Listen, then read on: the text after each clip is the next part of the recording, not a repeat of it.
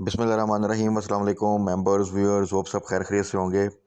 तो आज की वीडियो में जी डिस्कस यही करना बनता है कि जिस तरह पाकिस्तान ने रिस्पांस दिया और दुनिया हैरान हुई। आज मार्केट ने भी अपनी ताकत दिखाई है और हमने देखा कि रिकॉर्ड रिकवरी की मार्केट ने, और ओपन होते ही मार्केट हाल्ट थी। और उसके बाद भी through out the trading session ज़्यादातर स्टॉक जो से वो अपर कैप थे, और जो चंद एक थे जिनमें थोड़ी सी ट्रेडिंग चलती रही, बाद में उनमें से भी बहुत से अपर कैप हुए। एक्सपेक्टेड था कि ज़बरदस्त किस्म की रिकवरी आएगी। उसकी रीज़न ये थी कि सिर्फ सीज़ फायर नहीं हुआ था, पाकिस्तान का एक इमेज जो दुनिया में था, एक परसेप्शन थी जो दुनिया में, वो चेंज हुई। मीनवाइल हमने देखा कि इसी दौरान जब ये सारा सिलसिला चला था, आईएमएफ की तरफ से भी लोन अप्रूव हो गया। तो इकोनॉमिक साइड पे जो हुआ, जो एक सिलसिला चल रहा होता है, हमें वो आईएमएफ से किस्त आ रही है, उनका रिव्यू आ रहा है, अप्रूवल हो रही है, वो तो काफ़ी अरसे से चल रहा है। बट एक चीज़ समझें कि ये जो हुआ, वॉर लाइक सिचुएशन हुई, उसके बाद कन्फ्लिक्ट स्टार्ट हुआ, एक किस्म की वॉर हुई। उसके बाद इंडिया ने जो अटैक किए, हमने पहले उनके जहाज़ मारे, फिर वो चीज़ें थोड़ी सी रुकी, और उसके बाद इंडिया के मिसाइल हमले, ड्रोन हमले, उसके बाद जो रिटेलिएशन आई हमारी, और जितना वेल प्लान्ड हमने इंडिया को मुंह तोड़ जवाब दिया। तो देखें, मैंने कल भी कहा था कि असर चीज़ होती है परसेप्शन। इंडिया ने जो अपनी एक परसेप्शन बनाई हुई थी पूरी दुनिया में, as a economic giant as well as a military giant, तो मिलिट्री जाइंट तो हो गया धड़म, सीधी सी बात है। और दुनिया हैरान है, इंडिया भी हैरान है।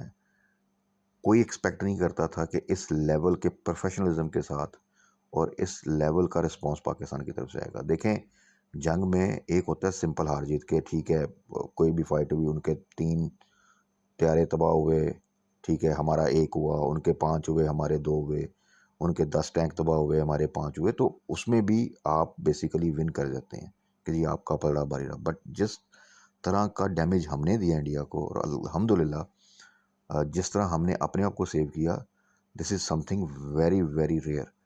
और ये पूरी दुनिया देख रही है और उसको एडमिट भी कर रही है। और इसका नतीजा ये है कि आने वाले दिनों में पूरी दुनिया अब देख रही है पाकिस्तान को एक डिफरेंट नज़र से। अब आप देखेंगे पाकिस्तान की परसेप्शन, ख़ास तौर पे हमारे मुस्लिम कंट्रीज़ में, और बहुत सी रील्स और वो चीज़ें और वीडियोस आप देख रहे होंगे कि वो जो एक रिस्पांस उधर से भी आ रहा है। अल्टीमेटली कोई भी मुस्लिम कंट्री जब कामयाबी हासिल करता है, ख़ास तौर पे इस लेवल की, तो ओवरऑल एक खुशी की लहर दौड़ती है मुसलमानों में कि यार एक हमारा भी एक जौन सा ना मुल्क जो कि इस्लाम को फॉलो करता है और इस्लाम के नाम पे बना है, तो कल को ये ताकतवर होता है तो ओवरऑल मुस्लिम उम्मा को जौन सा ना वो एक सपोर्ट मिलती है। और पाकिस्तान ने जब एटमी धमाके किए थे, आपको याद होगा, तब भी ऐसी ही खुशी की लहर पूरी दुनिया में थी। और उसके बाद काफ़ी अरसे के बाद हमने ये कल देखा कि पूरी दुनिया में एक सरप्राइज़ भी था और खुशी भी थी मुस्लिम उम्मा में। और दुनिया हैरान थी, जो इंडिया के लाए थे वो हैरान थे कि ये क्या है। वो भी अब पाकिस्तान को डिफरेंट नज़र से देखेंगे। और मुस्लिम दुनिया में तो एक खुशी थी, वो कुछ ने तो बरमला उसका इज़हार किया, कुछ अंदर से खुश होंगे depending upon their situation, but ultimately it's a very good thing and very good success. उसके बाद हमने उसका नतीजा देखा जी मार्केट में। सबको ही पता था कि मार्केट बहुत से अपर कैप के साथ ओपन होगी, लेकिन उसमें जिस तरह मार्केट ने माशाल्लाह रिस्पॉन्स किया और रिकॉर्ड रिकवरी की, और पूरा दिन जिस तरह मार्केट में अपर कैप रही हैं चीज़ें, तो उम्मीद है कि it's just a start. Market में पोटेंशियल था, हम कब से डिस्कस कर रहे थे कि मार्केट में छोटी मोटी चीज़ों को तो मार्केट किसी खातिर में नहीं लाती थी। हमने देखा कैसे रैली बनती है, और डिप आता भी था तो 1-2 हज़ार का डिप आता था, कोई बड़ा डिप आता ही नहीं था। ये इतनी संगीन सिचुएशन थी, उसमें भी मार्केट ने समहाउ मैनेज किया। ये चीज़ें हम डिस्कस करते रहे थे कि देखें, मार्केट बार बार अपनी स्ट्रेंथ शो कर रही है, तो इसलिए पैनिक में आने की ज़रूरत नहीं है। हाँ, कुछ रूल्स होते हैं स्टॉक मार्केट के, जिसमें जब आपका प्रॉफिट है तो आपने स्टॉप लॉस लगाना है, जब इस तरह की सिचुएशन है तो थोड़ी सी प्रॉफिट टेकिंग कर लें, कैश क्योर कर लें, वो तो लाजिम है। लेकिन ओवरऑल ऐसी सिचुएशन के सब कुछ बेच के भाग जाओ, पता नहीं क्या हो जाएगा, यह सिचुएशन कहीं पे भी नहीं थी। और मेरे ख्याल में हर अक्लमंद आदमी, हर एक्सपीरियंस्ड आदमी जो मार्केट को जानता है उसने यही बताया होगा। तो मार्केट में फर्दर डिस्कस करने से पहले इंडेक्स को देखते हैं जी, जिसकी क्लोजिंग आज 10,123 की रिकॉर्ड जॉनसन इंडेक्स ने जो आज पॉजिटिव क्लोजिंग दी है, और 1,17,000 पे 297 पे इंडेक्स ने क्लोज कर दिया। और वो जो सारी डिप आया था 2 वीक के अंदर, वो एक दिन में मार्केट ने रिकवर कर लिया, बल्कि 1,15,000 पे थी आई थिंक जब ये कन्फ्लिक्ट स्टार्ट हुआ था। तो मार्केट ने उससे ज़्यादा ऊपर एक दिन में आप समझे रिकवर भी किया और उससे ज़्यादा ऊपर क्लोजिंग भी दी। हमने कल भी डिस्कस किया था कि अगर आगे जाके किसी किस्म का दोबारा से कोई मसला नहीं पड़ता तो मार्केट अब 120 नहीं, 120, 30, 40 ये मार्केट की अब टारगेट ये हैं, और इंशाल्लाह ताला मार्केट उस तरफ जाएगी। एनीवेज स्टिल देखें, सीज़ फायर है, बहुत सुबकी हुई है इंडिया की, मेरा नहीं ख्याल कोई हरकत करेगा, लेकिन अगेन आपका दुश्मन जौन सा वो अय्यार भी है और अखलाकियात से भी आ रही है, तो कुछ भी एक्सपेक्ट कर सकते हैं।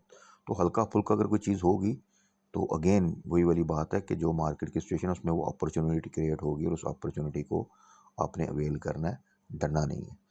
अच्छा जी, अब बात करने की किसी ख़ास स्टॉक पे ज़रूरत नहीं, क्योंकि सारे स्टॉक ही कैप थे, और ख़ास तौर पे देखें हमने कल भी डिस्कस किया था कि जब अच्छे स्टॉक एक सिचुएशन की वजह से नीचे चले गए थे तो समझे उन्होंने उसी तरह बाउंस बैक करना था, और वो देखा हमने कि उन्होंने अब ज़बरदस्त तरीके से बाउंस बैक किया। साइड आइटम्स भी आहिस्ता आहिस्ता आपने देखा कि वो भी कैप की तरफ चली गई। अब ये देखें, अगर आप वॉल्यूम में देखेंगे तो उसको फ़िलहाल छोड़ दें, क्योंकि छोटे स्टॉक हैं तो वॉल्यूम ज़्यादा उन्हीं में लगने थे। हाँ, प्रेमा में बहुत ज़्यादा वॉल्यूम लगे, और प्रेमा में सिर्फ प्रेमा ही है मेरे ख्याल में जिसमें कि ऐसी ज़बरदस्त ट्रेड हुई थी आज, क्योंकि उसमें एक सट्टा चल रहा था।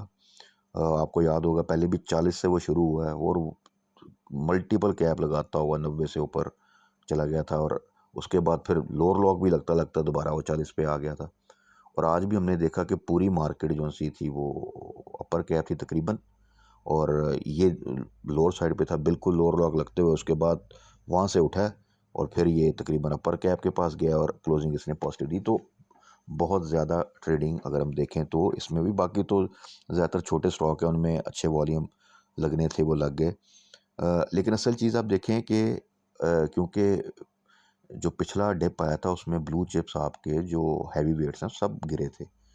सब ने अपनी सपोर्ट्स ब्रेक की थी और नीचे आए थे, जो कि नॉर्मल सूरत में कभी ना आते। तो इस वजह से मार्केट जो है वो नीचे भी गई। तो अब जब उनमें बाउंस बैक आया तो अब आप देखें, आपको खुद ही अंदाज़ा हो जाएगा कि आज का जो 10,000 इंडेक्स बढ़ा है उसकी रीज़न क्या है। एक तो मैंने पहले ही बताया कि अब जो हमारा अपर कैप है वो 10% पे, अगर 5% पे तो डेफिनेटली आपका फिर जो इंडेक्स है वो भी उसी हिसाब से अपने पॉइंट शो करता था, क्योंकि अब 10% है और हैवी वेट कहाँ 5% की उसकी वेटेज आनी है, कहाँ 10% पॉइंट्स बढ़ने की उसकी वेटेज आनी है, तो वो फ़र्क है। तो उसमें अगर आप ये देखें ज़रा, ये तकरीबन टॉप 10 टॉप 9 स्टॉक्स हैं, तो इनको ज़रा कैलकुलेट करें तो आपके 5,000 पॉइंट तो इधर ही निकल आते हैं। तो ये चीज़ है वो कि जब आपके हैवी वेट्स में रैली बनती है तो 10-15 स्टॉक की आपकी मार्केट को कहाँ से कहाँ ले जाते हैं। यानी ये आप 9-10 स्टॉक को देखें तो 5,000 इनकी कंट्रीब्यूशन, और बाकी कुछ और स्टॉक को देखें तो 6-7 हज़ार की तो उनकी कंट्रीब्यूशन बन जाती है। तो ये है आपकी मार्केट की इस वक्त स्ट्रेंथ। बाकी कल के लिए देखें, अब कल का दिन इसलिए भी इम्पोर्टेंट है कि कल फिर इंशाल्लाह ताला पॉजिटिव क्लोजिंग तो है ही है, आपकी एटलीस्ट पॉजिटिव ओपनिंग आएगी अच्छी। अब उसमें ये है कि बहुत से लोग कल कोशिश करेंगे कि जहाँ पे इनको मौका मिलता है और अगर अपर कैप से चीज़ें नीचे आती हैं तो वो प्रॉफिट टेकिंग करेंगे। तो इसकी थोड़ी सी ट्रेडिंग कल हमें नज़र आएगी, और ये अच्छी चीज़ भी है।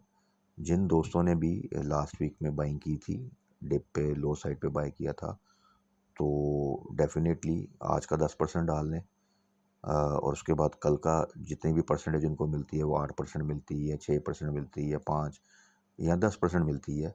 तो वहाँ पे अगर अपर कैप नहीं है तो थोड़ी सी प्रॉफिट टेकिंग करना बनता है। यानी अगर आपको देखें, मैं एक 10 से 15% का ही गेन रखता हूँ, अगर आपको 2 दिन में मिल रहा है तो थोड़ा सा उसको सिक्योर करना बनता है। अगर आपने प्रॉफिट टेकिंग नहीं करनी तो स्टॉप लॉस लगा लें, ताकि एटलीस्ट ये है कि अगर किसी वजह से डिप आए तो आपका पॉजिटिव एग्जिट हो जाए। हाँ, जो इन्वेस्टमेंट स्टॉक्स हैं, उनको रखें आप, क्योंकि उनकी स्ट्रेटजी तो यही है कि डिप पे जितना डिप आए वहाँ पे उनको ऐड करते जाएँ और होल्ड करते जाएँ, तो आपको आगे जाके अच्छा फ़ायदा होता जाएगा। अब जिस तरह हबको नीचे आ गया था, कभी नहीं आना था, इस वजह से नीचे आया। मारी ने 550 कभी नहीं आना था, इस वजह से नीचे आया। इसी तरह और बहुत से स्टॉक्स हैं। आपको ओजीडीसी ने कभी 200 ब्रेक नहीं करना था, कर दिया। नेटसोल बड़ा अच्छा जा रहा था, कभी उसने 115 से नीचे नहीं आना था, आ गया। टीआरजी इतनी बुरी सिचुएशन में भी 60 ब्रेक नहीं कर रहा था, कर गया। आप किसी भी स्टॉक को देख लें, छोटे स्टॉक्स में आ जाएँ तो जीसीआईएल एक्स होने के बाद मार्केट ख़राब रही, लेकिन उसने तकरीबन 16 के आस-पास ही घूमता रहा, 15 से नीचे आ गया। तो किसी भी स्टॉक को ले लें आप, छोटे या बड़े को, तो वो अपनी एक स्ट्रॉन्ग सपोर्ट से नीचे आ गए। तो इसीलिए आज हमने देखा कि मार्केट में हर स्टॉक ने जो है ना वो एक रैली बनाई है। तो अब इसमें ये है कि आपने अपने प्रॉफ़िट को सिक्योर करना है और अपने कैश को फर्दर यूटिलाइज़ करना है जहाँ पे आपको अपॉर्चुनिटी मिलेगी। ज़रूरी भी नहीं है कि आप किसी किस्म का ये समझें कि कल अगर आपने प्रॉफ़िट टेकिंग ना की तो शायद मार्केट जो है वो दोबारा से 6000 पॉइंट नीचे आ जाएगी। वो सिर्फ़ उसी सूरत में हो सकता है कि अगर किसी किस्म की खुदा न ख़ास्ता दोबारा से कोई कॉन्फ्लिक्ट जो है वो उसमें किसी किस्म की दोबारा से इंडिया की तरफ से कोई ऐसी एक्टिविटी हो कि आपका जो सीज़ फायर हुआ है या जो इस वक़्त आगे लग रहा है कि चीज़ें अब टेबल टॉक पे जाएँगी, वो दोबारा से कॉन्फ्लिक्ट की तरफ जाएँ, तो देन हम देख सकते हैं कि मार्केट में फिर फ्लक्चुएशन आ सकती है। अदरवाइज़ इंशाल्लाह मार्केट अपने आप को इंट्राडे करेक्ट करते हुए आगे जाएगी। और अब चीज़ें जो है ना फ़ोकस हो जाएगा आपका थोड़े अरसे बाद बजट की तरफ। तो इसलिए चीज़ों को अपने होल्ड करें। आगे जून क्लोजिंग है, जून क्लोजिंग में आपको पता है ज़्यादातर स्टॉक्स जो से उनकी एनुअल क्लोजिंग होती है, वहाँ पे आपको डिविडेंड मिलते हैं, अच्छे रिज़ल्ट आते हैं, तो वो तमाम चीज़ें भी आगे जो है फर्दर मार्केट में एक एक्टिविटी जनरेट करती हैं।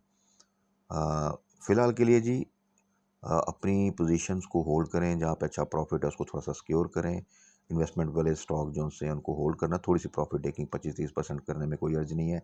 अगर आपको लगता है कि स्टॉक अपनी प्राइस थोड़ी-सी उसकी स्ट्रेंथ लूज़ कर रहा है, अगर वो स्ट्रेंथ में है तो कोई ज़रूरत नहीं, नेक्स्ट दिन का वेट कर लें, कोई ऐसा मसला नहीं इंशाल्लाह ताला। बाकी जिन दोस्तों के पास अभी कैश है स्टिल और उन्होंने बाइंग की थी और कुछ बाइंग करनी थी, अभी नहीं कर पाए, वो अगर कल अपॉर्चुनिटी मिलती है तो कुछ स्टॉक्स को जहाँ पे थोड़ा-सा आप देखें कि करेक्शन आ रही है, थोड़ा-सा डिप ले रहे हैं अपने हाई लेवल से, तो उनको बाय कर सकते हैं और उसमें अगेन वही वाली बात है कि मारी अभी भी अच्छे रेट पर है। वो 550 से अभी भी अगर आप देखें तो 650 के पास ही आया है, उसने अल्टीमेटली 700-800 जाना है।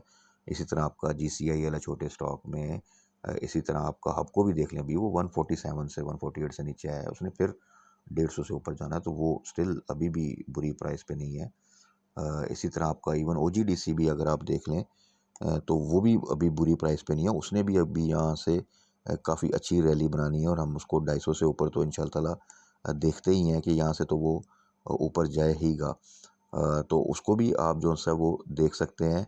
इसी तरह आपके टीआरजी अभी भी अच्छा है, आपका एवीएन अभी भी अच्छा है। आपके आईटी सेक्टर में तमाम स्टॉक तकरीबन अभी भी अच्छे हैं। तो ऐसा नहीं है कि स्टॉक आपकी रेंज से बाहर चले गए, still they are in range. अभी तो सिर्फ उन्होंने जो एक अनएक्सपेक्टेड डिप लिया था उसको रिकवर की है।